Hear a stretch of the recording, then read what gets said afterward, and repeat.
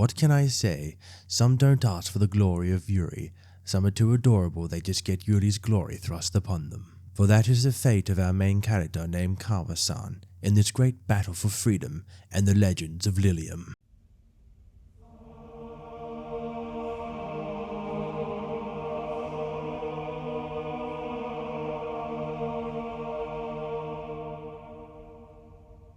Hail warriors of Yuri, welcome to this review of Namekawa-san Won't Take a Licking.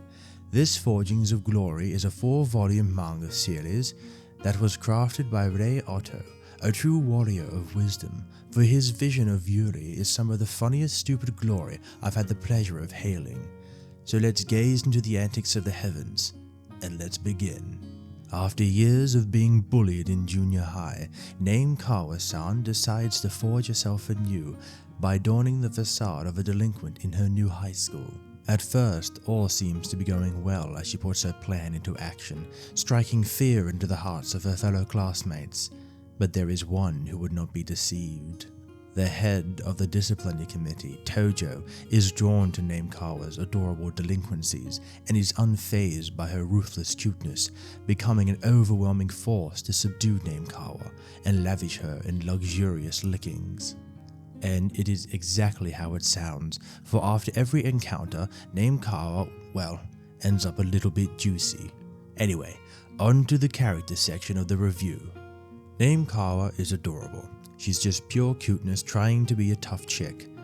But the cuteness she possesses is just too powerful, quite literally actually. No, seriously, this chick turned herself into a Yuri magnet, becoming to herself unknowingly the next Yuri Messiah, spreading the way of the lily everywhere she goes. Just by acting tough and being determined to not get teased, she just gets herself in all kinds of situations, usually ending in a Yuri conquest that's mostly in Tojo's favor, bestowing us with a visual victory, or at least the aftermath of the glory. But no matter how many times her fate ends with a licking, which is usually by what kinks the girls have that are pursuing her are, she never surrenders and always has the will to push on. It ain't bad for a poser. Then we have Tojo, aka the Chief. Tojo is the head of the disciplinary committee, studying to be a law student. Sounds normal, right? Nope. Never have I ever seen a Yuri warrior of such high caliber as Tojo. She is just way too powerful to be a standard Yuri warrior. She's like the god Pervzilla, the demoness of Yuri. The pure lust and desire for Yuri is just overwhelmingly dangerous. Okay, if I could compare her to anyone, she would be the Doom guy of the Yuri kingdom. Instead of rip and tear, it would be lick her bare. All she needs is a superpower of clothes-dissolving saliva, and she would be unstoppable.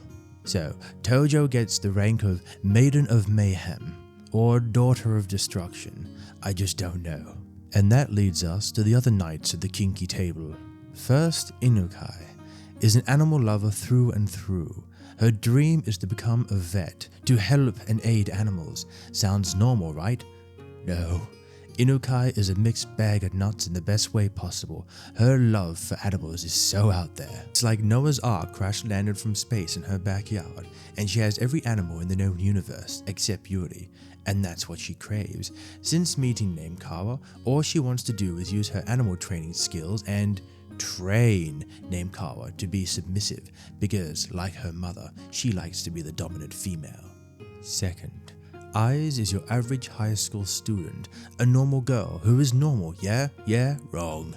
She is one who tried to stand up against Tojo. She stood with courage, defending Namekawa against the forces of Yuri. But then Eyes got a whiff of Namekawa, addicting her very soul to the fragrance of the lily. And now she stalks her prey, lurking in lockers and in the shadows of the school, just to get a fresh sniff of Namekawa's fresh scent. Third, Hime is your typical anime rich girl with cuteness so powerful it may even stop the heart permanently of any faithful Yuri warrior. Sounds normal, yeah? May as well be compared to everything else in this series. Anyway, loaded with cash, thirsty little sister vibes, and her spoiled princess personality. She seeks to pay for the gay after her cuteness fails her, but little does she know you cannot pay for glory, mostly because it's not that kind of series. That doesn't stop her from trying though. And not to mention that incident with the maid, but I'm sure you'll find that out when you read the manga. But before then, beware the insane power of the adorable little lily princess. Now, on to the glorious section of the review. I love how everyone in this series starts out, or at least gives the impression they're going to be normal. But when exposed to Tojo expressing her feelings with the power of absolute slobbery seduction, all Yuri breaks loose. It's like cuteness breaks out into the streets. Maidens start holding hands, thirsting after one another, looking into their just-discovered Yuri's lover's eyes ever more intimately from the display of Tojo's bizarre flirting tactics, or perhaps a new trend in mating rituals. Anyway, Namekawa is a weird wacky comedy that has an ingenious stupid sense of humor. The sheer stupidity out of every scenario had me laughing pretty much every chapter as Namekawa does something she thinks is tough, but in reality is so damn adorable she gets a licking. Yeah, it's a simple formula, but the author's creativity of the jokes, references of other media, and scenarios that always lead to Yuri, bringing a visual victory to all readers of the Yuri scriptures. Like you see those memes of Yuri will conquer the earth, and I think we just found the epicenter to that. There's even a side plot of how him Danchis are forged after bearing witness to a true moment of adorable glory.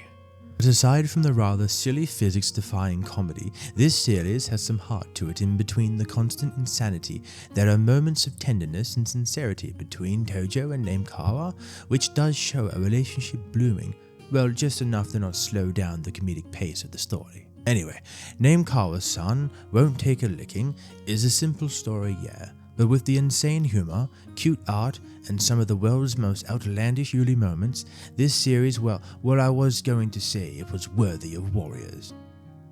But I had a blast with it, so it definitely holds the rank of the crown and the ring and is worthy of Yuri Kings. Thank you for watching my Knights of Lilium.